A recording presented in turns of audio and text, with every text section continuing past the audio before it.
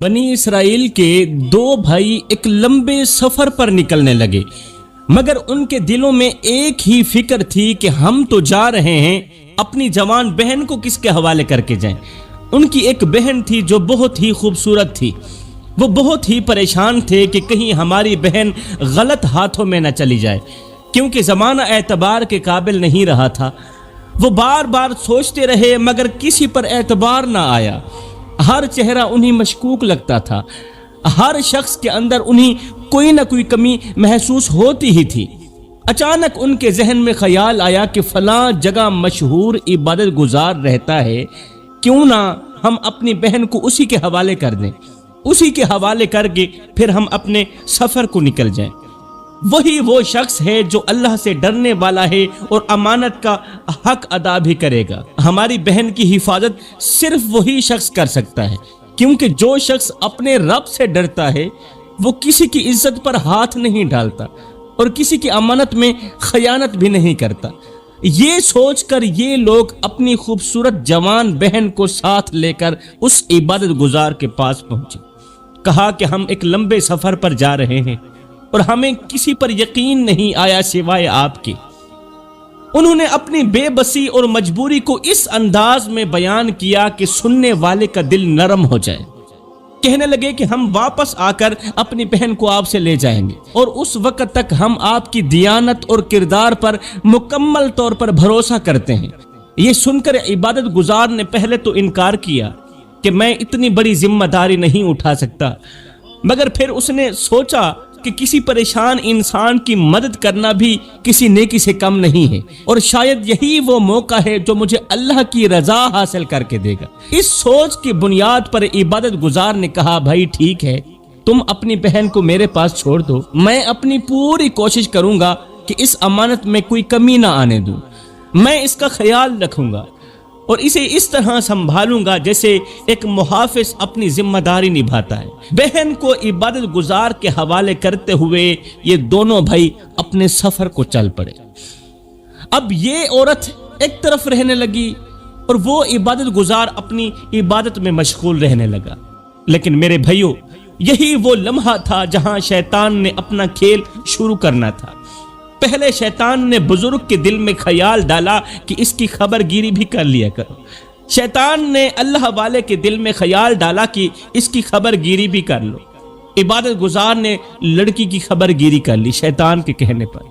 फिर शैतान ने कहा, यह भी तो एक इंसान है, इसके दर्द सुनो, इसकी फरियादें सुनो, इससे थोड़ा सा गपशप भी कर लो, इससे बात भी कर लो।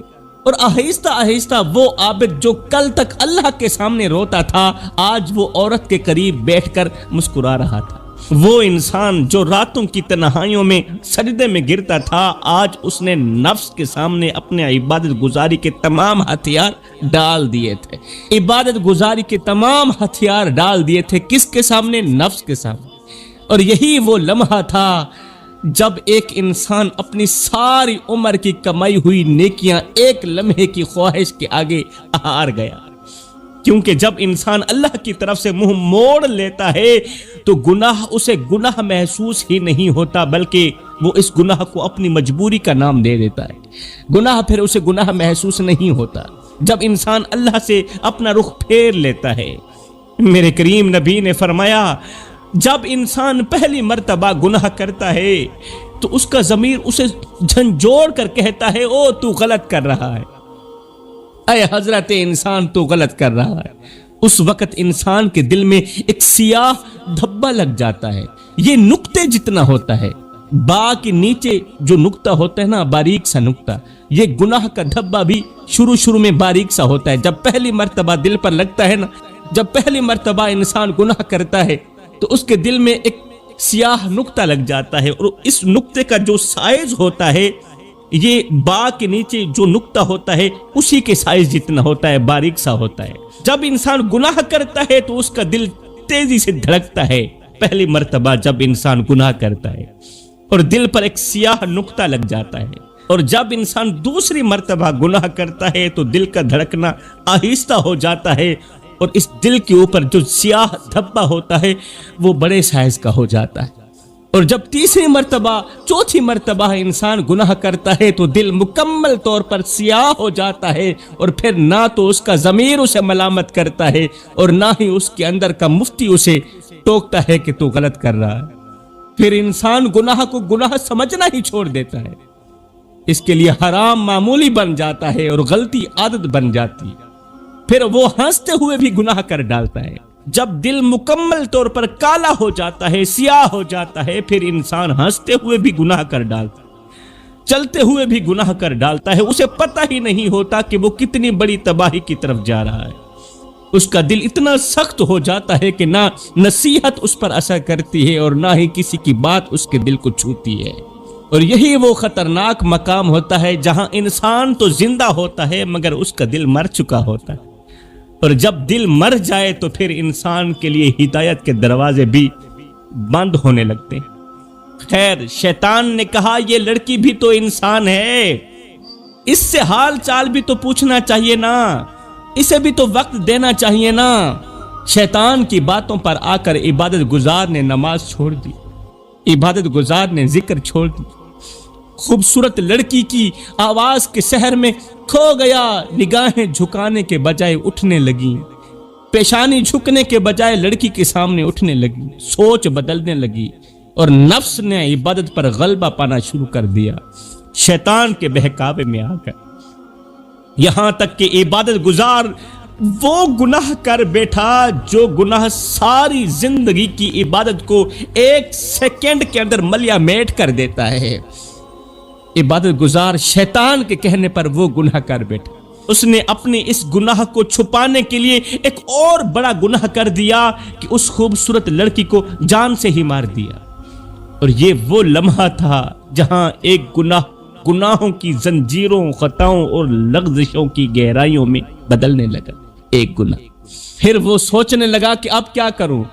لڑکی کو جان سے ختم کرنے کے بعد عبادت گزار سوچنے لگا کہ اب کیا کروں، کہاں جاؤں، کیسے بچوں، لیکن شیطان نے فوراً اس کے دل میں وسوسے اور بہکانے والے انداز ڈالے اور کہا تم پریشان کیوں ہوتے ہو، میں تمہیں تدبیریں اور بچنے کے طریقے بتاتا ہوں، تم اس طرح کرو، یہیں پر ایک گڑھا کھودو اور اسے دفن کر دو، یہ راز، یہ حقیقتیں اور یہ جرائم سب مٹی میں چھپ جائیں گے اور کسی کو کچھ پتہ بھی نہیں چلے۔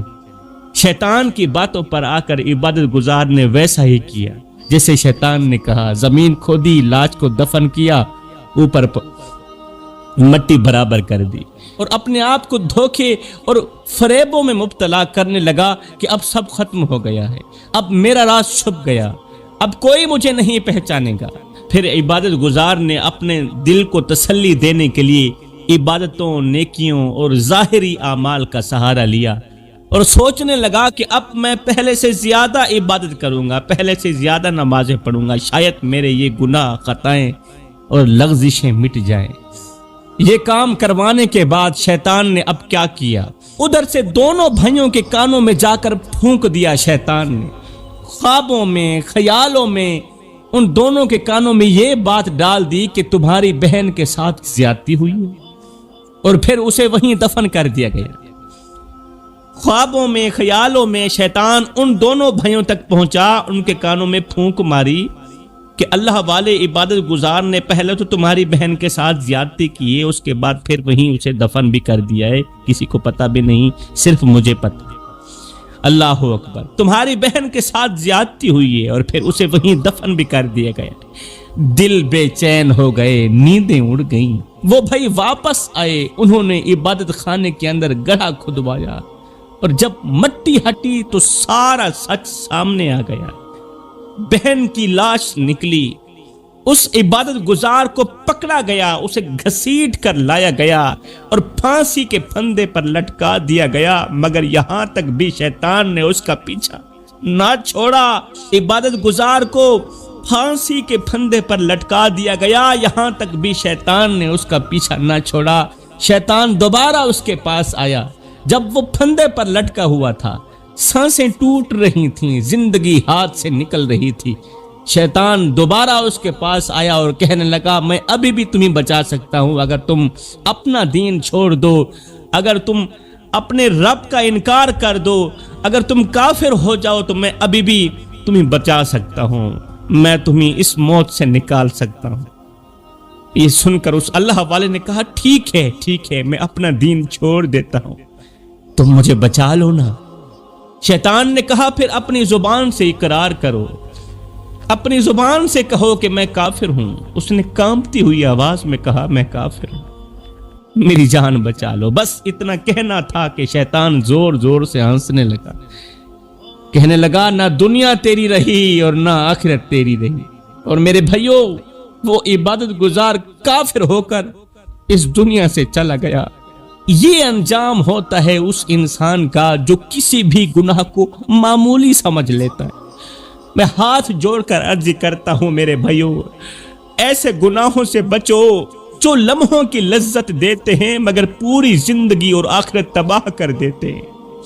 خدا را میرے بھائیوں، ایسے گناہوں سے بچو جو ہماری عبادت کو ایسے کھا جاتے ہیں جس طرح آگ لکڑیوں کو کھا جاتی ہے۔ کیونکہ جب آگ لگتی ہے تو وہ یہ نہیں دیکھتی کہ لکڑی کتنی قیمتی ہے، کتنی محنت سے جمع کی گئی ہے، آگ سب کچھ جلا کر راکھ کر دیتی ہے۔ بالکل اسی طرح ایک گناہ بھی انسان کی سالوں کی عبادت کو پل بھر میں ختم کر دیتا ہے۔ جیسے ایک مضبوط عمارت ہوتی ہے جسے برسوں لگا کر، عرصہ لگا کر بنایا جاتا ہے، مگر ایک چھوٹی سی چنگاری اسے لمحوں میں زمین بوس کر دیتی ہے۔ جسے صاف شفاف پانی کا دریا ہوتا ہے، مگر اس میں ایک قطرہ زہر ڈال دیا جائے تو وہ سارا پانی پینے کے قابل نہیں رہتا۔ جیسے سفید کپڑا ہوتا ہے، اگر اس پر ایک چھوٹا سا داغ لگ جائے تو وہ کپڑا پہننے کے قابل نہیں رہتا، بدصورت بن جاتا ہے، اور لاکھ دھونے کے بعد بھی وہ نشان باقی رہتا ہے۔ ایسے ہی گناہ دل پر ایسے نشان چھوڑ جاتے ہیں جو انسان کا تن بھی گندا کر دیتے ہیں، انسان کا من بھی گندا کر دیتے ہیں۔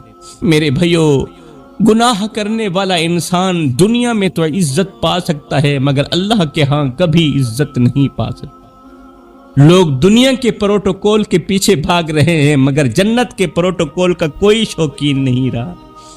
دنیا کے لوگوں کی نظر میں بڑا بننے کے لیے ہم ہر حد پار کر لیتے ہیں مگر اللہ کی نظر میں بڑا بننے کے لیے کوئی فکر نہیں۔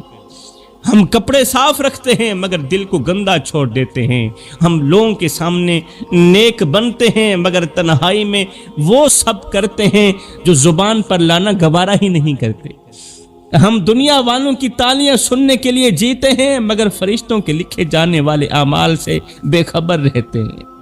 یاد رکھو میرے بھائیوں، جس دن قبر میں اترو گے وہاں نہ پروٹوکول ہوگا، نہ عزت کے نام کے بینر ہوں گے، وہاں صرف اعمال ہوں گے اور وہی اعمال فیصلہ کریں گے کہ تمہاری اصل حقیقت کیا ہے۔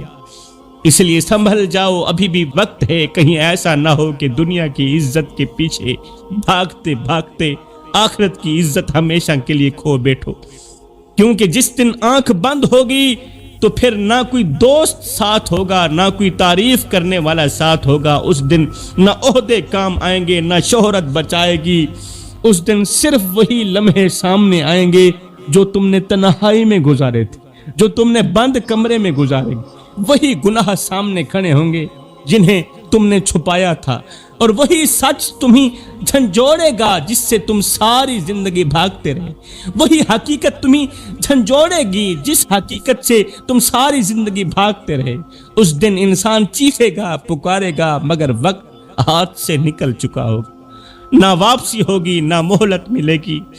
اس لیے سنبھل جاؤ میرے بھائیوں، اس سے پہلے کہ پردہ اٹھ جائے اور ساری حقیقت سامنے آ جائے۔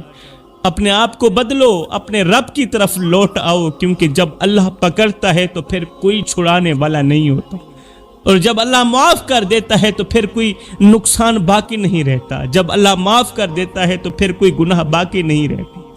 ابھی بھی وقت ہے، ابھی بھی دروازہ کھلا ہے، بس ایک قدم تمہارا چاہیے، بس ایک قدم تمہارا چاہیے، اور رحمت تمہیں خود کھینچ لے گی، رحمت تمہیں خود کھینچ لے گی۔ ایک سچا آنسو چاہیے، گناہوں کے پہاڑ دھل جائیں، بس ایک سچی توبہ چاہیے، جنت کے بند دروازے خود بخود کھل جائیں۔ بس ایک بار دل سے پکار لو، وہ رب جو تمہارے लौट आने का इंतजार करता है, वो रब जो तुम्हारे एक कदम के बदले 100 कदम बढ़ाता है। इसलिए देर मत करो, ये जिंदगी के लम्हे तुम्हारे और मेरे लिए गनीमत हैं। इन्हीं लम्हों में कुछ कर लो, इन्हीं लम्हों में कुछ इकट्ठा कर लो, इन्हीं लम्हों में खुदा की याद और मोहब्बत के दिए अपने दिल में जला लो। मालूम नहीं फिर फुर्सत मिले ना मिले, मालूम नहीं फिर ये जिंदगी के लम्हे मिले ना मिले। मैं दुआ करता हूँ अल्लाह हमें पुख्ता तौबा करने की तौफीक अता फरमा। मेरे नबी ने फरमाया सहाबा मैं अल्लाह का हबीब हूँ, मैं अल्लाह का हबीब हूँ। फिर फरमाया जो जवान जवानी में तौबा करता है वो भी अल्लाह का हबीब बन जाता है, वो भी अल्लाह का दोस्त बन जाता है। जवानो आओ ना, तुम भी अल्लाह के हबीब बन जाओ, तुम भी अल्लाह के दोस्त बन जाओ, अल्लाह के प्यारे बन जाओ। जब तुम अपनी सारी जिंदगी मालिक के नाम कर दोगे तो फिर वो सारी कायनात तुम्हारे नाम कर देगा। वो शोहर जो सारा दिन मुशक्कत काटता है, कड़कती धूप में तत्ती रेत पर नंगे कदम चलता है, कमजोर से कंधे पर लकड़ियां उठाता है सिर्फ इसलिए कि मैं अपनी बीवी बच्चों की हर जरूरत पूरी कर सकूं, मैं अपनी बीवी बच्चों की हर ख्वाहिश पूरी कर सकूं। मर्द के हाथों के छाले गवाही देते हैं कि उसने कितनी बार अपनी थकन को नजरअंदाज किया। मर्द के हाथों के छाले गवाही देते हैं कि कितनी बार खुद को भूखा रखकर बीवी बच्चों का पेट भरा। पूरे दिन का थका हारा शख्स जब घर की दहलीज पर कदम रखता है तो बजाय उसका इस्तकबाल करने के उल्टा उसे कहा जाता है कि तूने मेरे लिए किया ही क्या है, तूने मेरे लिए किया ही क्या है। सारे दिन की थकन, सारे दिन की मेहनत, पूरे दिन का पसीना बीवी के एक जुमले में मट्टी के साथ मट्टी हो जाता है कि तूने मेरे लिए किया ही क्या है। मर्द के वो हाथ जो सारा दिन बोझ उठाते रहे, बीवी का ये जुमला सुनकर अब वो हाथ खाली लगने लगते हैं। मर्द बेचारा सोच में गर्क हो जाता है कि क्या वाकई मैंने कुछ नहीं किया, लेकिन फिर भी वो मर्द डिंडोरा पीटती बीवी के सामने कुछ नहीं कहता, कुछ नहीं कहता, क्योंकि वो जानता है अगर वो बोल पड़ा तो आंखों से आंसू निकल आएंगे और मर्द को रोने की इजाजत कहाँ होती है भला। फिर क्या होता है, ये थका हारा शख्स मुसाफिरों की तरह घर के एक कोने में जाकर बैठ जाता है और सुबह होने का इंतजार करता है। काश कोई उस मर्द की आंखों में झांक कर देखता कि उसकी आंखों में कितने ख्वाब दफन हुए पड़े। जब बीवी कहती है कि तूने मेरे लिए किया ही क्या है, तो ये जुमला सुनकर वो शख्स जिसे पूरे दिन की मेहनत ना रुला सकी, कड़कती धूप और तपती रेत जिसका कुछ ना बिगाड़ सकी, ना भूख रुला सकी, ना प्यास रुला सकी, मगर बीवी के एक जुमले ने उसे तड़पा कर रख दिया कि तूने मेरे लिए किया ही क्या। मर्द अपने जख्मी हाथों को देखता है और अंदर ही अंदर कहता है हाँ हाँ मैंने कुछ नहीं किया, मैंने कुछ नहीं किया, मैंने अपनी जवानी तेरे नाम कुर्बान कर दी, मैंने अपनी जवानी लुटा दी, अपनी तमाम ख्वाहिशें तेरे कदमों पर कुर्बान कर दी, अभी मैंने कुछ नहीं किया। अपनी नींदें बेचकर तेरे लिए सुकून खरीदता रहा, अभी मैंने कुछ नहीं किया। मैं रातों को जाग कर तेरे दिन को संवारता रहा, पूरी पूरी रात जाग कर अपनी नींदें कुर्बान करके तेरे लिए सुकून खरीदता रहा, अभी मैंने कुछ नहीं किया। तेरा पेट भरने के लिए मैंने अपना पेट खाली रखा, तेरे लिए दिन रात जलील ख्वार होता रहा कि मुझे कुछ मिले ना मिले, मगर मेरी बीवी बच्चों को रोटी का टुकड़ा मिल जाए, अभी मैंने कुछ नहीं किया। किस्सा मुख्तसर मेरे भाइयों, बीवी सारी जिंदगी यही डिंडोरा पीटती रही कि तूने मेरे लिए किया ही क्या है, तूने मेरे लिए किया ही क्या है, और मर्द कहता रहा हाँ हाँ मैंने कुछ नहीं किया, मैंने कुछ नहीं किया। कुछ ना करते करते आखिरकार शोहर इस दुनिया फानी से रुखसत हो गया। इन्ना लिल्लाहि व इन्ना इलैहि राजिऊन।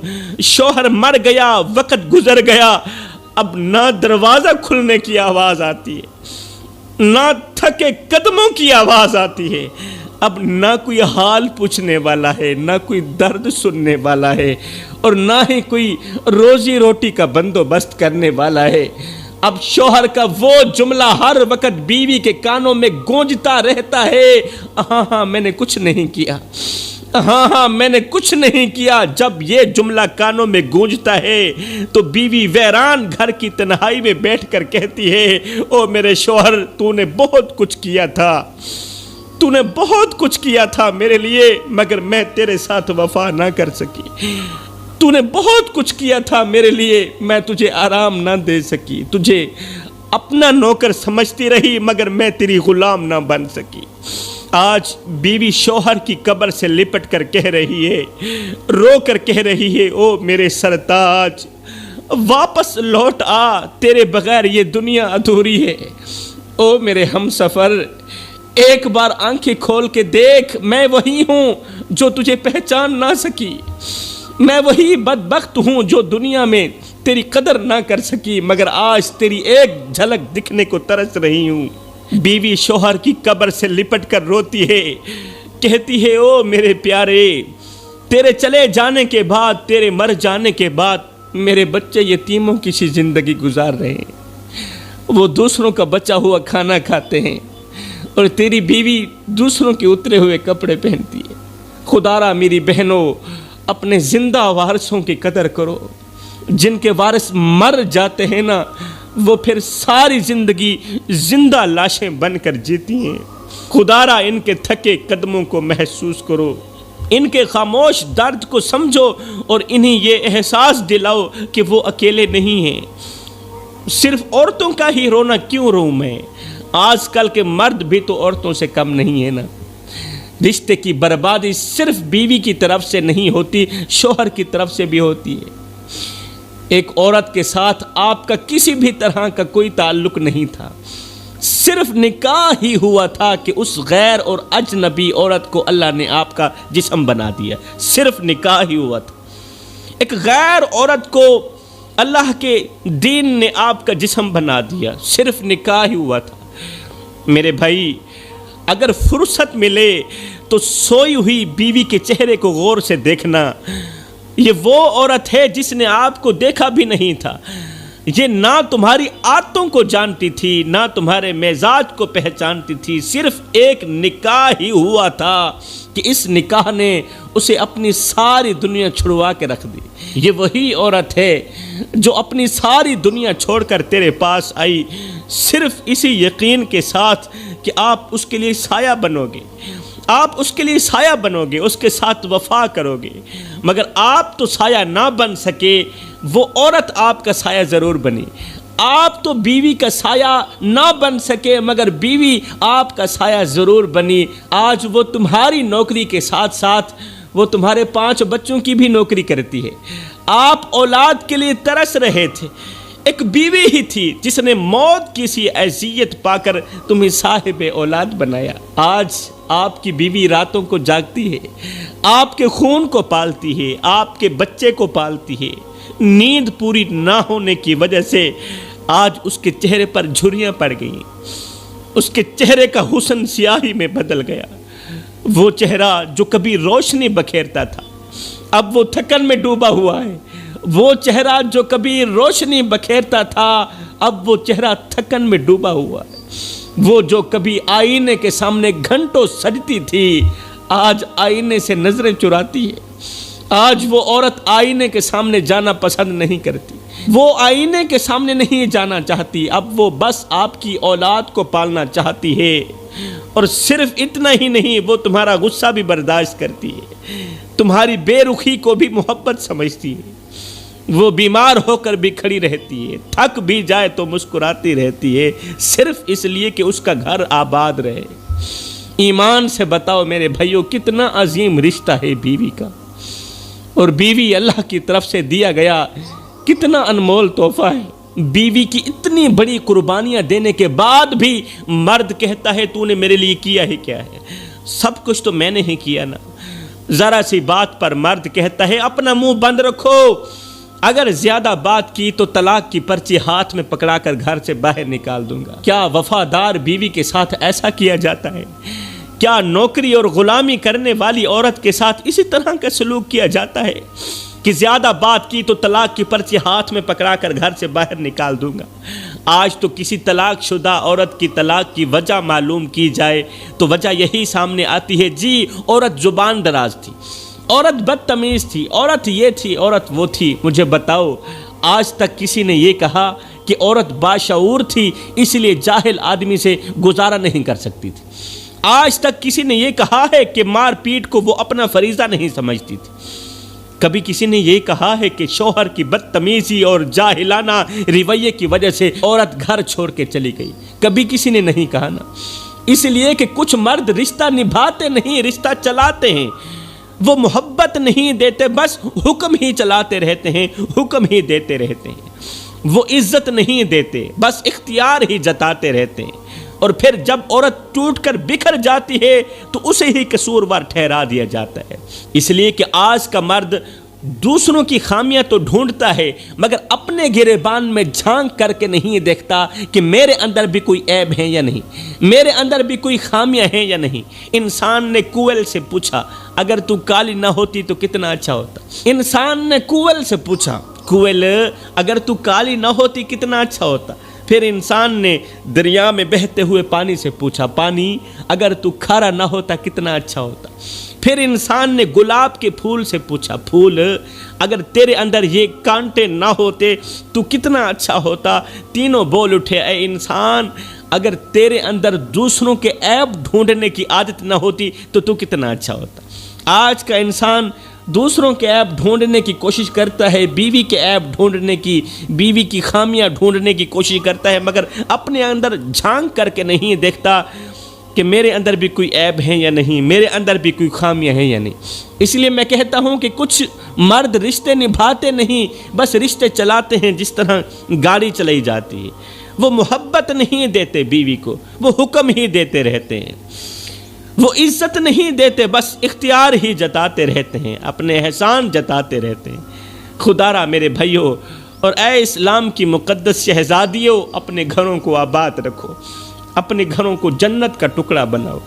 گھر اینٹوں اور دیواروں سے نہیں بنتا، گھر لہجوں سے بنتا ہے، گھر برداشت سے بنتا ہے، ایک دوسرے کے دکھ کو سمجھنے سے بنتا ہے۔